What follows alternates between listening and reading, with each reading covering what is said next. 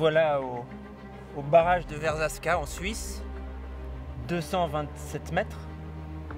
Voilà. Pour une expérience de gestion du vide.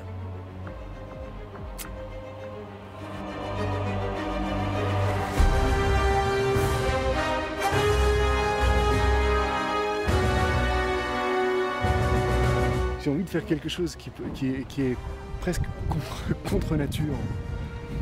Je vais sauter dans le vide. Je me demande ce que je suis venu faire là. C'est pas une seconde de chute libre, là. Il y a plus de 220 mètres. Là, j'ai vraiment pas envie d'y aller, je ne sais même pas si je vais sauter. Tu sais que tu crains rien, et pourtant, franchir le pas, rien que d'y penser, voilà, ça crée des frissons, l'angoisse. Quelquefois, ça vient m'oppresser ici, donc je respire et je calme. J'ai comme une espèce de boule au niveau de la... C'est pas une boule, c'est comme une ceinture. Une genre de ceinture que je sens au niveau de la poitrine. Un peu de mal à déglutir. Et des frissons qui t'entendent parcourent mon corps. Franchement, là, on vient de voir un saut. La personne qui vient de sauter, c'est juste un moustique sur le mur. Je flippe. Bon, celui qui prend la pierre... Celui qui prend la pierre... Il passe en premier. Il passe en premier. J'avoue que j'aimerais passer en premier. Putain.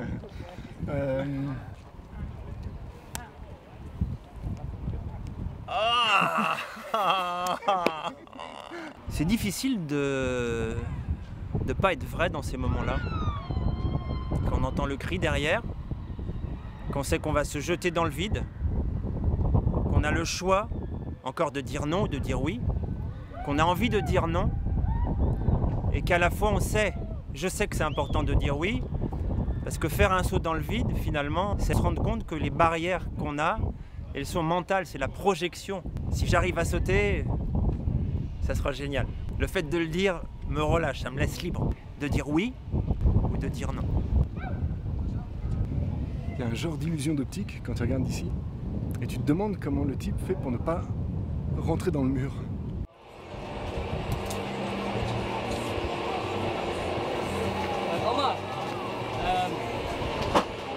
Je sais pas si j'ai eu aussi peur de ma vie.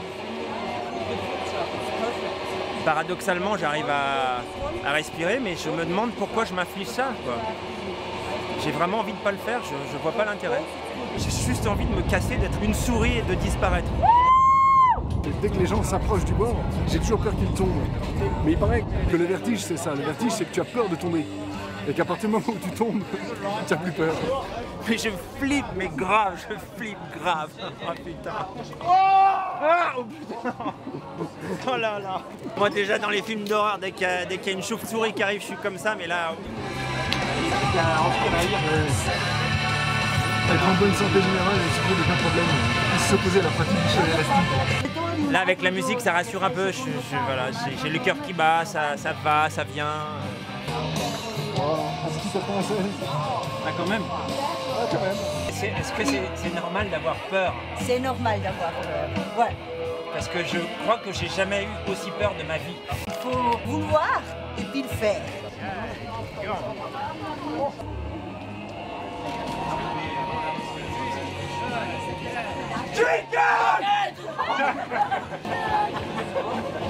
Il y a quand même j'ai l'impression un style de gens qui sautent. C'est que tout le monde ne saute pas. Ouais. Ah non, ça c'est... C'est vraiment... Non, il faut voir, évidemment, il faut en avoir envie, mais tu vois la tête des gens, tu sens qu'il y a un truc de... Une recherche de sensations fortes. Ouais, puis ouais. Alors que c'est pas ce que nous on recherche à la base. On n'est pas venu pour ça. On le savait quand même. De ne pas regarder, d'être parmi les gens avec la musique, de ne pas voir ce qui va se passer, Ça aide. ça aide. 3, 2, 1, jump! Yeah! Le point commun des gens ici, c'est vraiment qu'ils viennent se shooter à l'adrénaline. Ce que je trouve intéressant, c'est de venir avec ses peurs et de voir comment on les surmonte. Voilà, là ce qui est bien, c'est que ça se fait en plusieurs étapes, donc on a le temps de dire, bon bah, se faire payer, ça va, se faire peser, ça va, se faire accrocher, ça va, monter, ça va. Et puis ces petits pas successifs font que finalement, ça fait une grosse décision.